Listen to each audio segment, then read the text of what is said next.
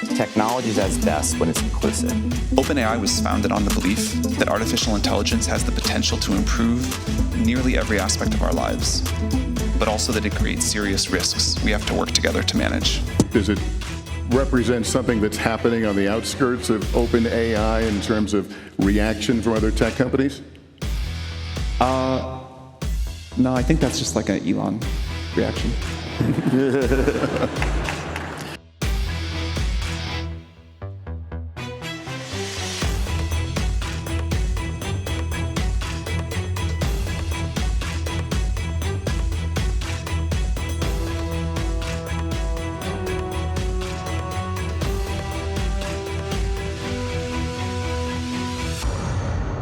Hello guys, in this video we are going over Sam Altman's interviews and we will touch on his article in Opinion, and we're going to see what his thoughts on the future of AI, the concerns of the AI, and what he think about the regulation that we're going to have for AI. So without further ado, let's jump right into it. Welcome everyone to your channel AI Fun Fact for All. For those of you who are new to this channel, my name is Pedro Magan, a PhD candidate in computer science, and in this channel we will talk about AI and machine learning in our everyday life and how we can use it to maximize our productivity and live a better life. At first, let's take a look at the interview of Sam Altman, the CEO of OpenAI, and Brian Chesky, the CEO of Airbnb. These two know each other before as well, and they were college friends, with Lester Holt. And Brian, let me turn to you. Airbnb recently picked up an AI startup. Are we at a point now that every tech company is going to have a piece of this action, a partnership, or its own development plans? Yeah, I mean, I think that just like now every company almost in the world is on the internet, AI is just going to be completely embedded in everything that we do. And I think that one of the things that's incredible about Sam is, like Sam used to say, you have to be, if you want to be a great entrepreneur, you have to be right about one big thing in your career. And I think that Sam was right about one of the biggest things in the history of tech, because this is going to be something that's going to affect people's lives more than any technology that we've ever seen in the past. But I think a lot of the conversation, we're talking about AI as this like existential, enigmatic thing.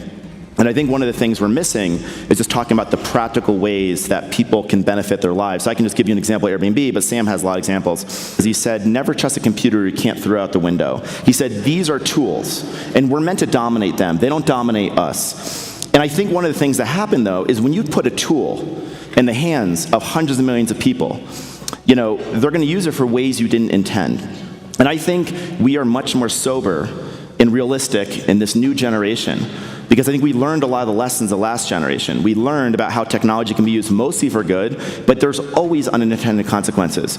And so I think this time, one of the things I've seen Sam do is he's been very cautious, not Pollyannish at all, about where this technology is going, and really telling governments there actually is a need for regulation. I totally agree with Brian Chesky's idea in here about how AI is going to be an integral part of our everyday life, such that how internet was become a part of it 20 years ago. Right now you see a lot of companies, like integral part of them are tied to the internet and how people are connected and can access to the service or the products or their visibility even from the internet. And I believe like this going to happen the same for AI. AI is going to be an essential part of our everyday life, and companies are going to use it to boost their, for example, their productivity. They're going to use in order to improve their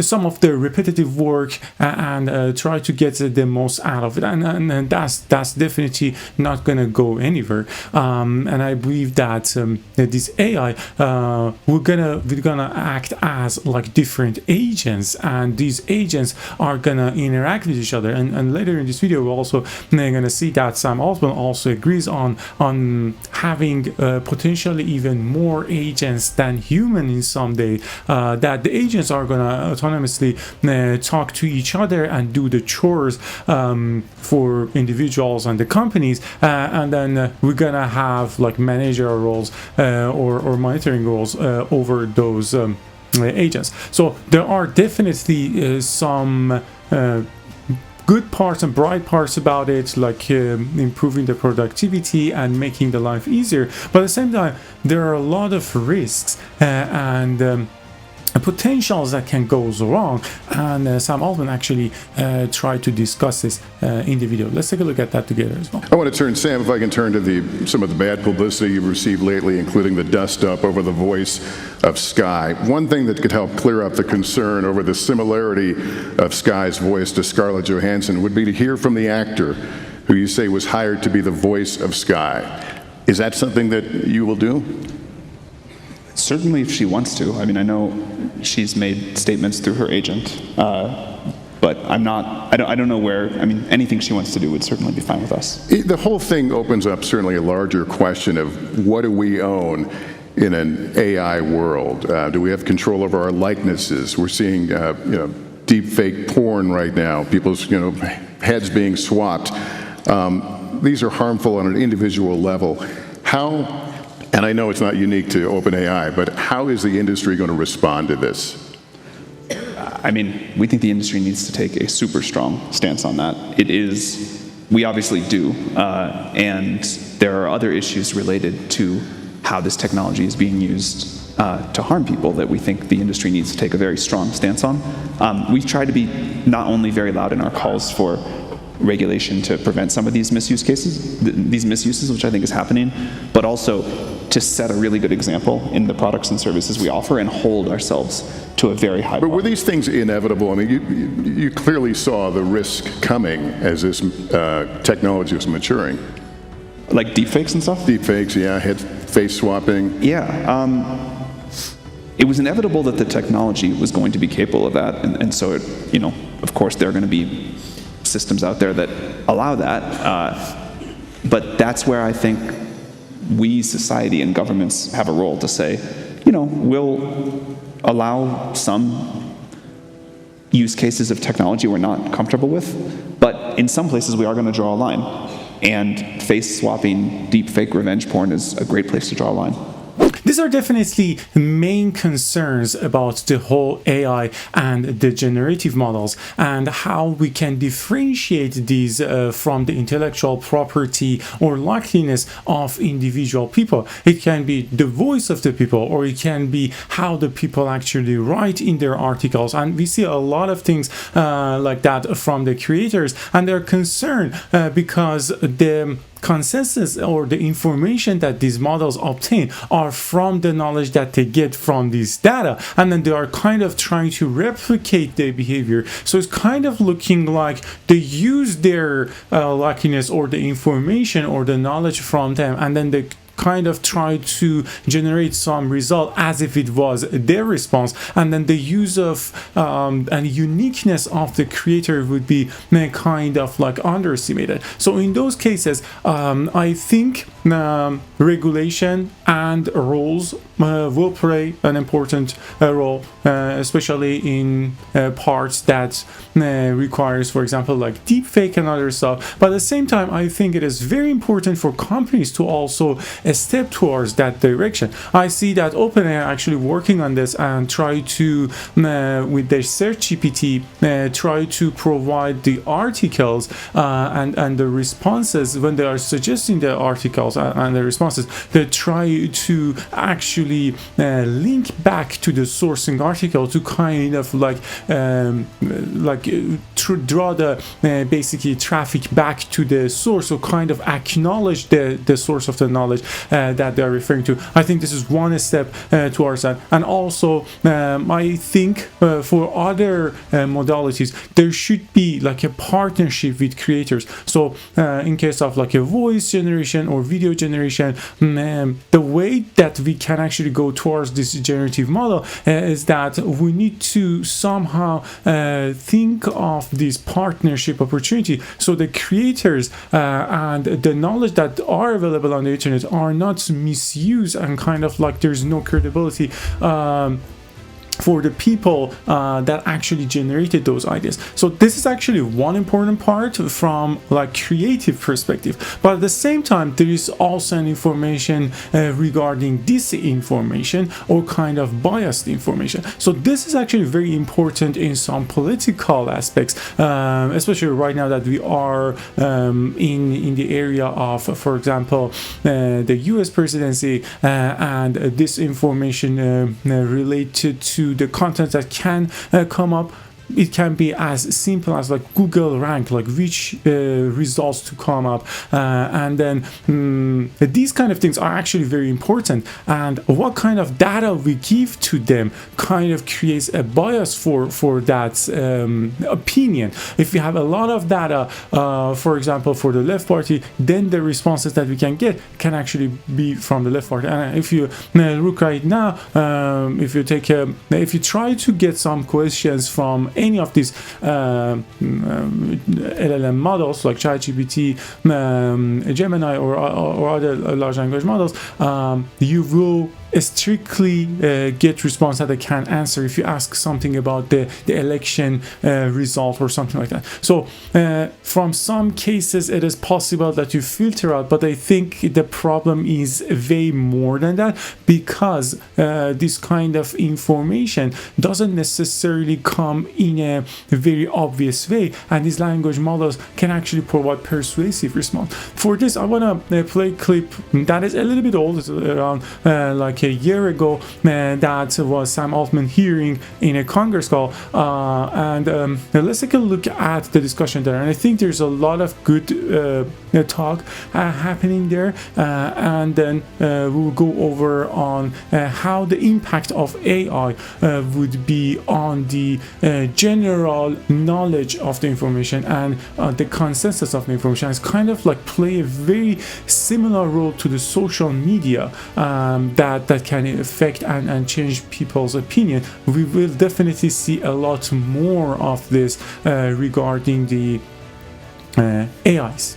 So I'm looking at a paper here entitled "Large Language Models Trained on Media Diets Can Predict Public Opinion." This is just posted about a month ago. The authors are Chu, Andreas, Anselabere, and Roy. And their conclusion, this work was done at MIT and then also at Google. Their conclusion is that large language models can indeed predict public opinion.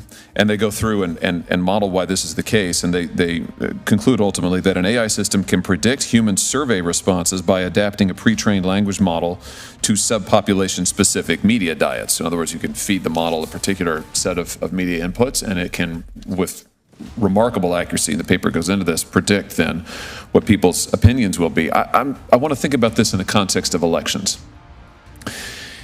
If these large language models can, even now, based on the information we put into them, quite accurately predict public opinion, ahead of time, I mean, predict, it's before you even ask the public these questions, what will happen when entities, whether it's corporate entities or whether it's governmental entities or whether it's campaigns or whether it's foreign actors, take this survey information, these predictions about public opinion, and then fine-tune strategies to elicit certain responses, certain behavioral responses? I mean, we already know, this committee has heard testimony, I think 3 years ago now, about the effect of something as prosaic, it now seems, as Google search, the effect that this has on voters in an election, particularly undecided voters in the final days of an election who may try to get information from Google search, and what an enormous effect the ranking of the Google search, the articles that it returns, has come an enormous effect on an undecided voter.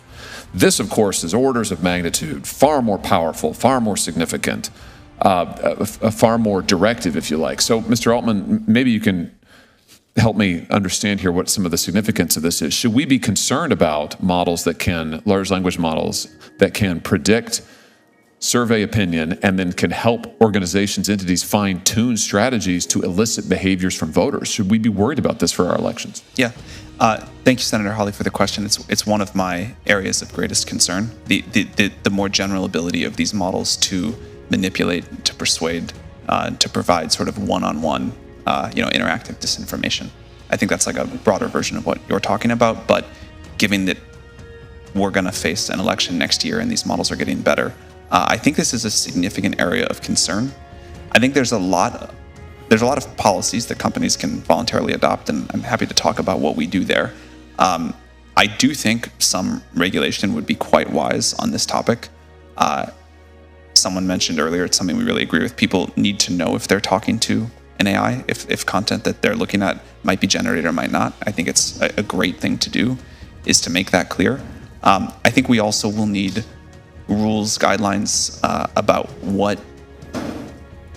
what's expected in terms of disclosure from a company providing a model that could have these sorts of abilities that you talk about.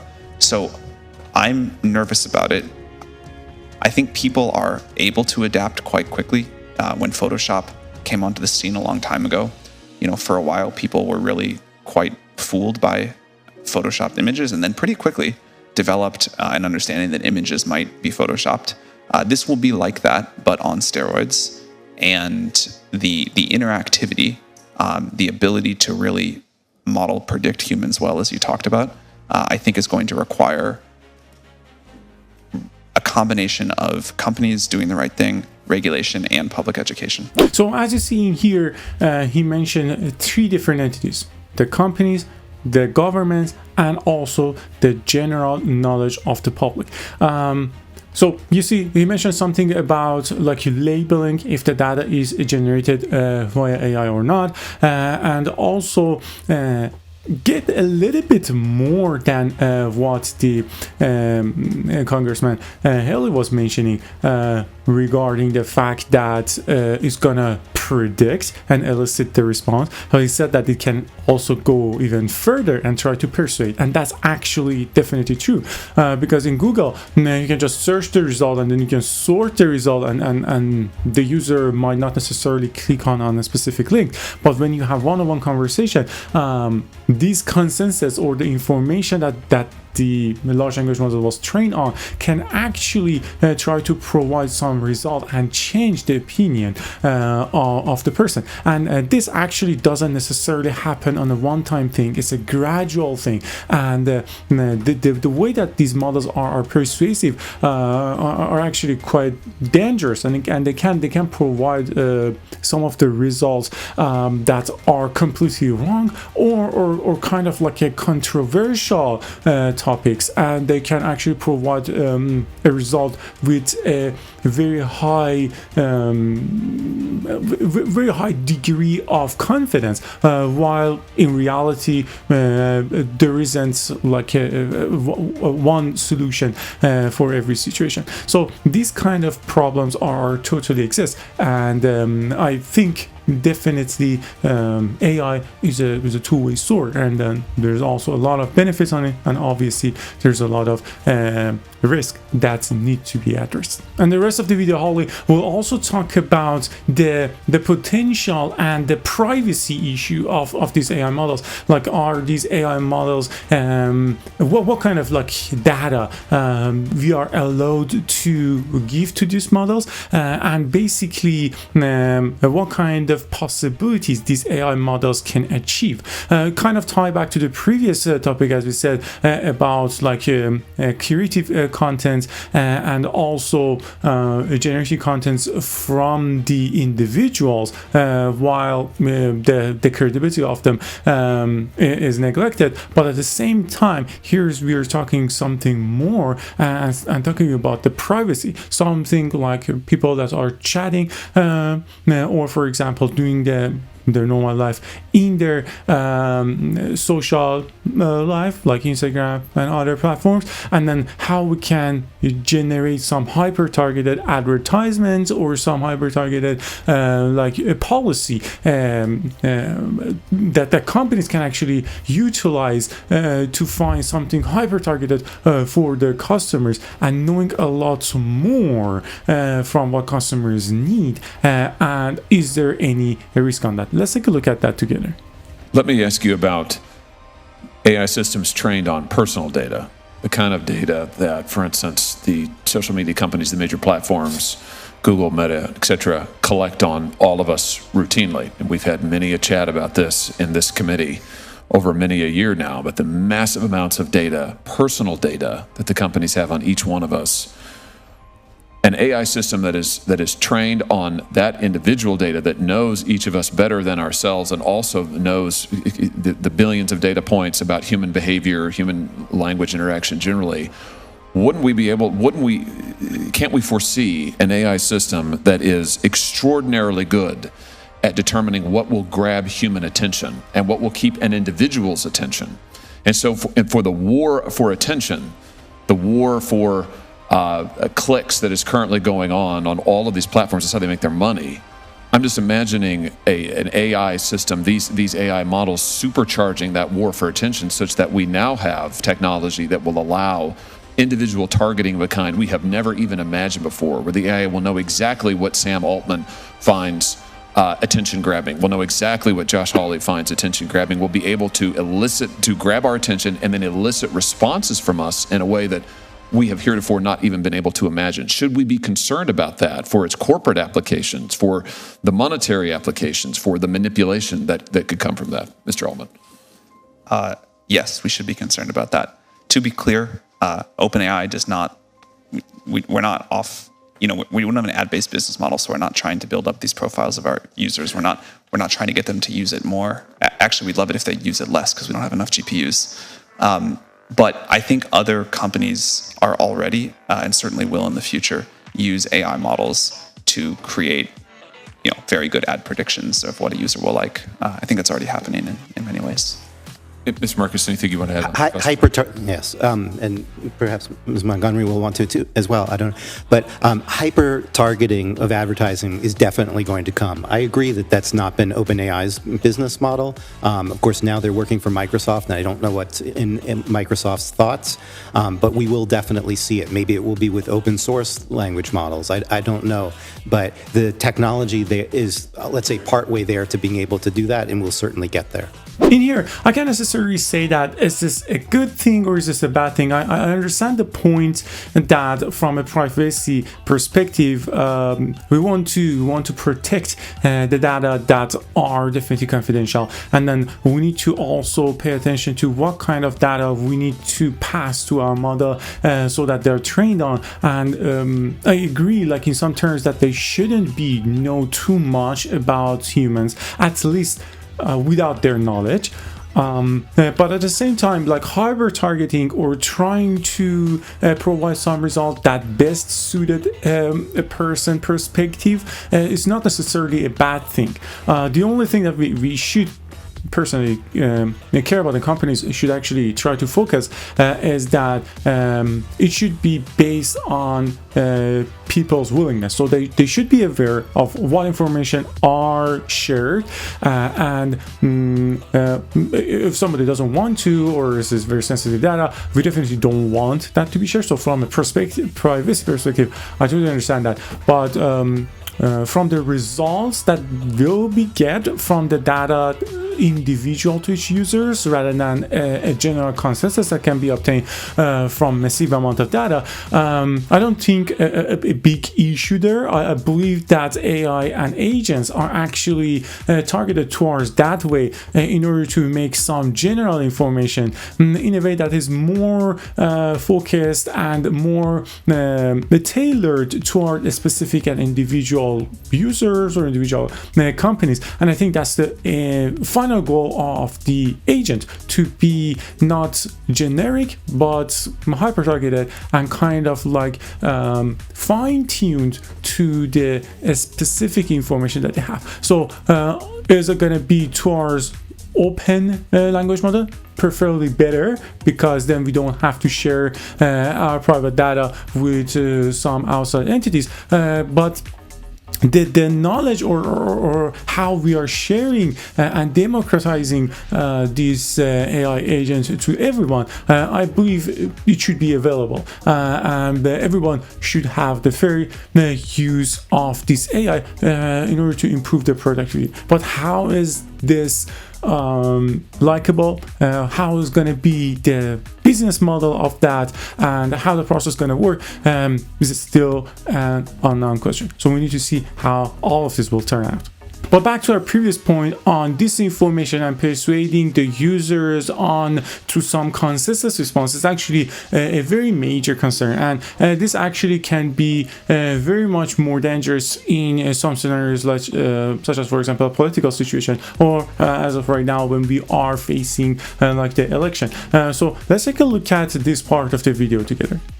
We're nearing a presidential election, as you know. We're seeing some of the deep fakes already happening. There's been talk about this for years, that this would be a very difficult election.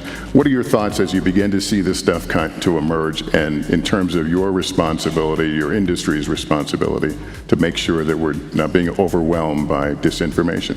Yeah, so this will be, I think, the first election where there's not just the US, many other elections this year where AI is like a major technological element. Provenance is really important, accurate polling information, and avoiding some of the issues we've seen with previous technological platforms and other election cycles, and preventing things like deepfakes. I think those are three top-of-mind issues for us in this election cycle.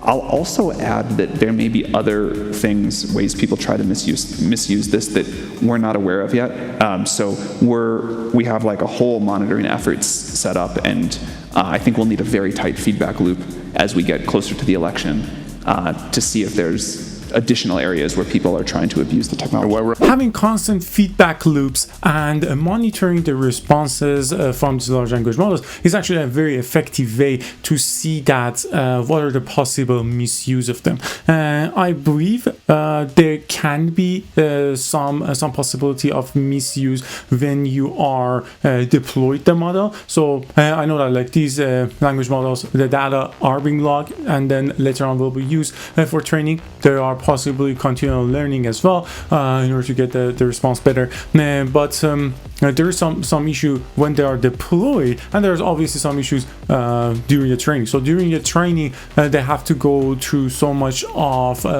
human preference and then alignment to make sure that the responses are well aligned, are meeting the safety considering. But at the same time, during the deployment, there are so many things that they weren't aware of, and some things that can happen on the fly. So they definitely need to also be aware of those issues and try to come up with some solution that can provide the response to that. So I believe having this feedback, looking at the responses, is not an easy task, but definitely something necessary to avoid this disinformation in some like situations that are a little bit more critical than others. But I believe, generally speaking, it should always be the case. And then in this topic, we also have Sam Altman's talk on an article opinion, when he shared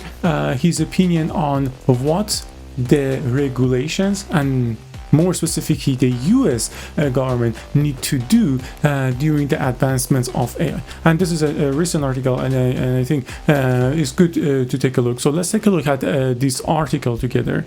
This article is titled Opinion: Who Will Control the Future of AI? Democratic vision for artificial intelligence must prevail over an authorization one. So Sam Altman actually, like around a month ago, mentioned this, that who will control the future of AI. So he mentioned that there is an urgent question of our time. The rapid progress being made on artificial intelligence means that we face a strategic choice about what kind of war we're going to live in. Will it be the one with the United States and allied nation advance a global AI that spread the technology benefits and open access to it, or an authorization one in which nations or movement that didn't share our values use AI to cement and expand their power? So he also mentioned a little bit here on the fact that there's no third opinion. It's a time to decide which path we want to take it. So the United States currently has a lead in AI development, but the continued leadership is far from guaranteed. Authorization governments, the world are willing to spread enormous amount of money to catch up and ultimately overtake us. So Russian Vladimir Putin that the country says that the country that wins the AI race will become the ruler of the world, and the Republic of China has said that it's time to become the global leader in AI about 2030. So a take on here is that it's not 100% sure that Sam Altman is saying this because he wants to ask more support, specifically like money-wise, to invest on AI. Or is it more of a concern in terms of regulation and actual like being a leader in terms of providing a centralized control over what kind of policies we need to have for these generative AI models. Then it follows in here, it says, if you want to ensure that the future of AI is a future built to benefit the most people possible, we need the US-led global coalition of like-minded countries and an innovative new strategy to make it happen. The United States public and technology sectors need to get 4 big things right to ensure the creation of AI shaped by a democratic vision of AI. First is American AI firms and industry need to craft robust security measures to ensure that our coalition maintains the lead in current and future models and enables our private sectors to innovate. This measure would include cyber defense and data center security innovation to prevent hackers from stealing our intellectual property, such as model-based AI training models. Many of these defense will benefit from the power of AI, which make it easier and faster for humans to identify risk and respond to attacks. The US government and the private sectors can partner together to develop this security measure. So the first one is the security. The second is infrastructure. So it's a destiny when it comes to AI. The early installation of fiber optic cable and other models spend a decade of centers in digital revolution to build its current lead in AI. And US policymakers must work with the private sector to build significant large quantities of physical infrastructure. So in here is kind of saying that, oh, we need to invest even more on AI.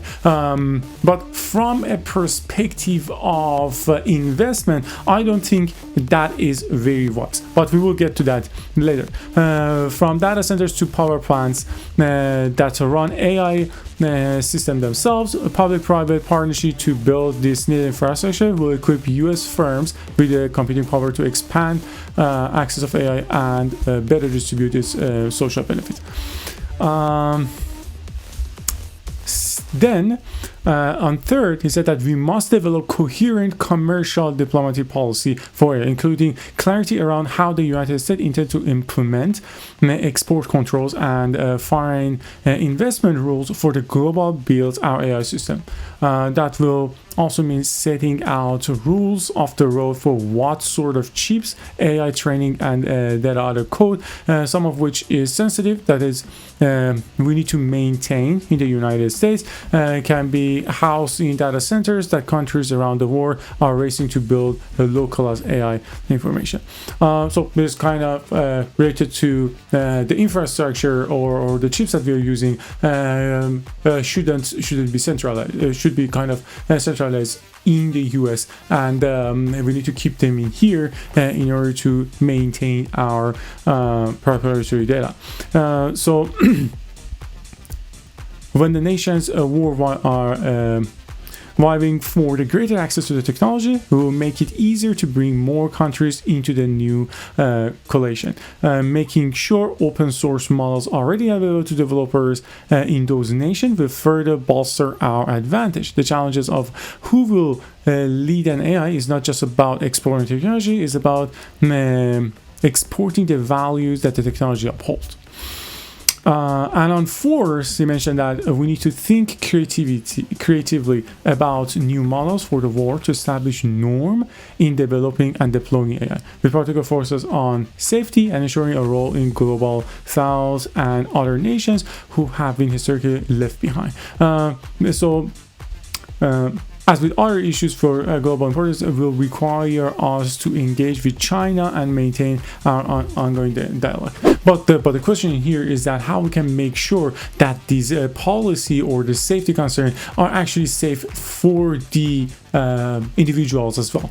So we don't see the same problems and concerns that we saw with the Meta and Google and other big companies, or even like TikTok, that there's a lot of concerns in terms of like where the data are stored or how we're gonna have an effect on it. So on the individuals. So these are actually very big concern, and just saying that okay, we need to have like safety concerns for them, I don't think it would be enough, because just having a concern may not necessarily provide a prosperous situation that everyone can benefit from. I want to ask you about artificial general intelligence. That's taking up the game considerably. If I understand it correctly, that's when you get to the point that the computers can do whatever we can do. Is that a fair summation? You know, I think I was wrong to initially think about it as this one moment, as we talked about, but it does seem to me, and now I think people use AGI to mean all sorts of things. It does seem to me that trying to sort of roadmap out for the world where we think the significant increases in capability will be, can do what people can do, can create new science, can do what whole companies can do. That feels like it'd be very useful for the industry to sort of agree on, so that we could have these conversations in a little bit more of a disciplined way. And that's one of the things we talked about, is like just operating transparently, letting people know that it's probably not this one Promethean moment where it goes from AI to AGI, that there's many, many steps, just like the story of technology, and that it's really important that we bring society along, and that we're not operating in this black box and people think there's only a few people controlling the future, that we're transparent with other developers and computer scientists and researchers and policymakers about these are the steps we're going, this is what we're seeing, and this is what we think the next 4 steps look like. But isn't this a race on a different level? The stakes are so high. Of course. I mean, do you consider yourself in a race, and do you think it's one you'll win to get to the point of artificial general intelligence? I don't think of it as a race. I understand why that's like a very compelling, dramatic way to talk about it. I think that there may be a race between nation states at some point, but the companies that are developing this now, I think everyone feels the stakes, the need to get this right. I also think, to Brian's point, that there's not this milestone we're all racing towards. It is this continual evolution of technology where we melted sand and figured out how to like turn it into transistors, and then figured out how to like build an operating system and do a certain kind of programming, and we made it bigger and bigger, and then we figured out how to like train these systems that are sort of smart in some ways, but they're not off like running as these autonomous things. They're tools that we're using to do more than we could before, in the way that we used computers to do more than we could before without AI, and in the way we used machines in the Industrial Revolution to do more than we could before, and the way we used agriculture to be able to have time and space to do more things than we could before. And I don't think it's this race to a milestone. It's this ongoing, the next step and the next one and the next one, and the tools are going to get better and better. But what happens is it's not like, for sure, technology is not neutral and tools are not inherently neutral things, but the impact we can have by building the tools is important. We want to get that right. People are going to go use these tools to invent the future that we all collectively live in. And what one person can already do now, before ChatGPT existed, is an impressive leap. And by the time we get to GPT 6 or 7, what one person can do will be incredibly increased. And I'm very excited for that. Like, I think that is the story of the world getting better. We make technology, people use it to build new things, express their creative ideas, and society improves. Yeah, when you talk about these programs, though, and when you give them the ability to do what we do, we also have a set of values, different sets of values. We view common decency in a not so common way sometimes. How do you teach that to a computer in a way that won't be harmful? How do you teach values that are positive? One of the things that has surprised me, and I don't want to say this gets us like this solves the whole AI alignment problem. But at our current levels of systems, our ability to teach a model a certain set of values and to behave in a certain way is way better than I thought it was going to be at this point. Now there's a harder question, which is who gets to decide what those values are, who gets to decide what the defaults are, how much an individual user can sort of customize them within those broad bounds. And as an early step there, we put out this thing maybe a month or two ago called the spec, where we tried to say, here is our desired model behavior. Here are the values we want our model to follow. And that way people can at least tell if it's a bug or intentional when it does something that they don't like. And over time, society can debate what those values are, and we can adapt to it. So I'm very heartened by our technical progress on this topic.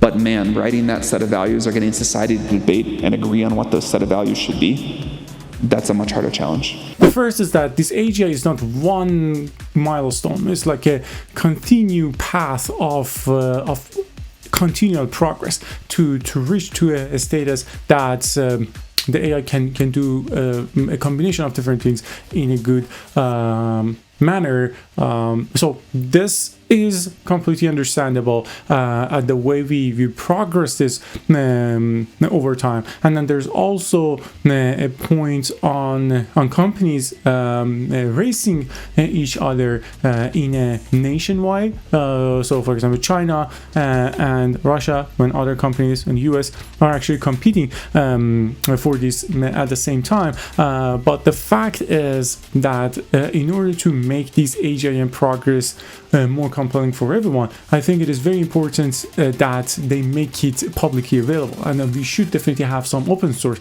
that other people actually come along with this and they understand this progress. And I think Meta and they're actually doing a very great job on providing these large language models for public use. And there's a lot of concerns and critics to Sam Altman that this basically OpenAI was tend to be an open source, but right now it is closed by force that they achieve from the Microsoft. So I think moving towards this more open source and widely available and democratizing these AI models as we progress to the public is actually very important, so that they understand what are the different capabilities, how they can actually come along with it, rather than considering something like black box that everybody is fearful of, and then not sharing what data they are using. I understand like the point of proprietary data and then some of the information that they need to be told to actually be on the race, but at the same time, as clear as they can be and as transparent as they can be, it will help the people to actually be more open to understand and accept this new technology.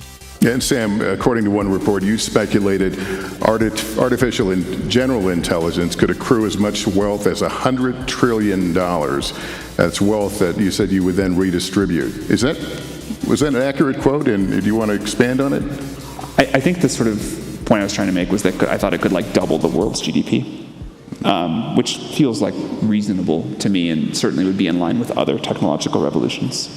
Yeah, we do think this is just going to be a massive driver of productivity, and already at this early stage, seeing what people are doing with it to sort of vastly improve products and services. Do you understand how that would sound to a lot of people, though?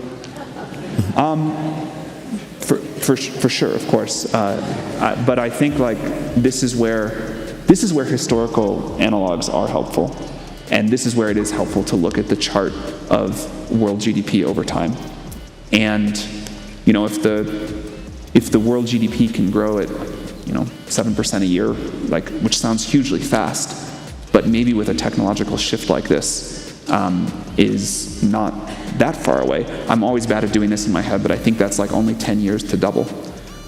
So I think it is, I think it is worth taking the potential of this technology to do enormous good very seriously, and I think we can now see more of what that looks like as people are adopting the tools. So here he mentioned something about doubling the GDP, but then he also mentioned in 10 years. So I think it is very important to pay attention to these details.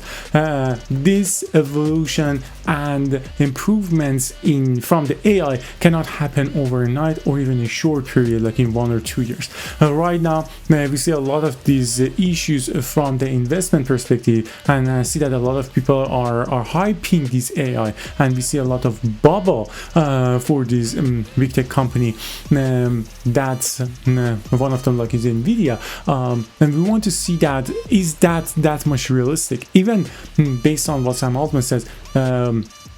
It doesn't make sense that these productivity boosts and improvement are going to happen in this short amount of time. So definitely we are going to see an improvement. I'm not sure where he bring this twice GDP, but by saying that a 10-year horizon for seeing some significance in the in the like productivity and the general wealth is not far from what we can predict. So if we consider the progress that needs to be made and then the time that needs to be passed in order to achieve to this point, we kind of gonna think a little bit more and think more carefully. So we see this with a lot of other companies, like they get too hyped and the stock price or other things get a lot of attention sooner than you can see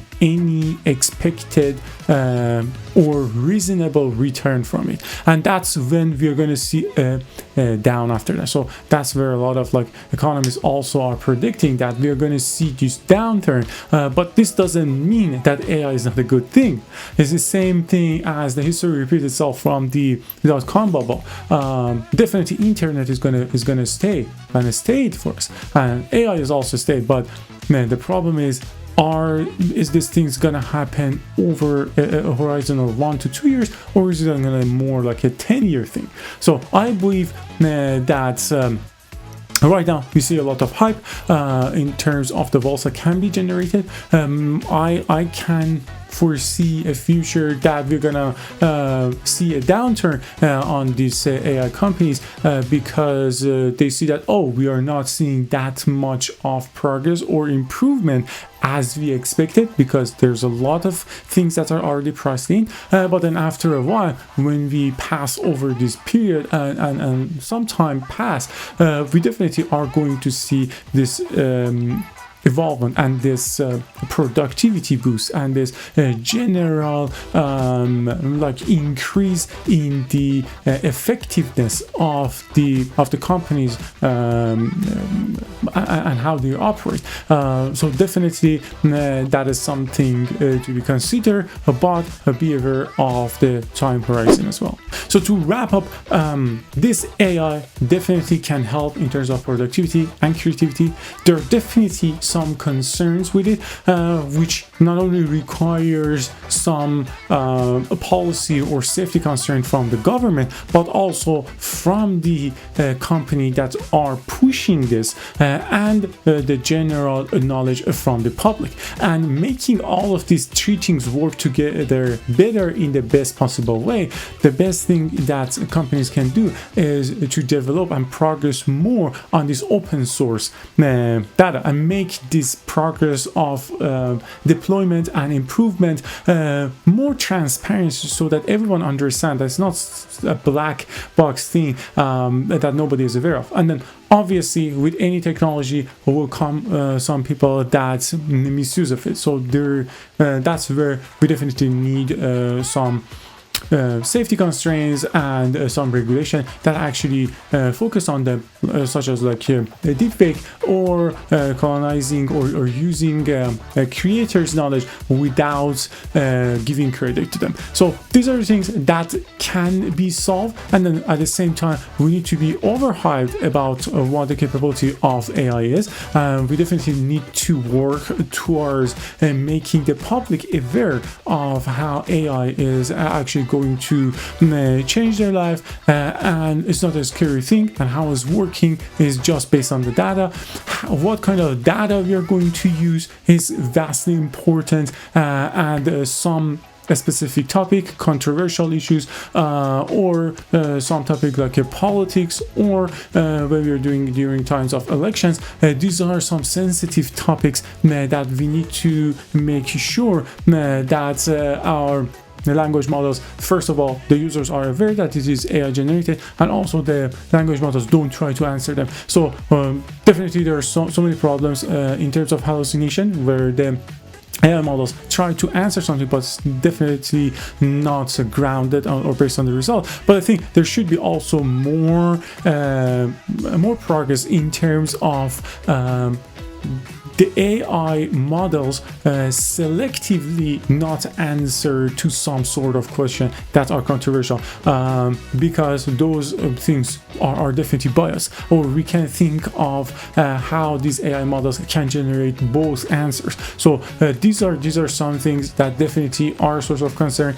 The disinformation are very important, and these AI models need to come up with some solutions that this information are not shown based on the bias that was seen during the data. And then the people should also be educated to be understand of this persuasive language that these large language models hold, and not to believe whatever the large language model is saying them. So these are all very complex things, but the potential and the benefits of it is actually vastly huge, and definitely it requires some people on the development part and also from the regulation. Thanks for watching until the end of the video. If you enjoyed, make sure to like the video, and more importantly, subscribe to the channel so you get more information on this kind of video. If you want to get more information in this topic, I have created a video before that I talk about Elon Musk's opinion on the AI and what it's doing with lots of these companies. So you can take a look at this video. Thank you, and see you until the next one.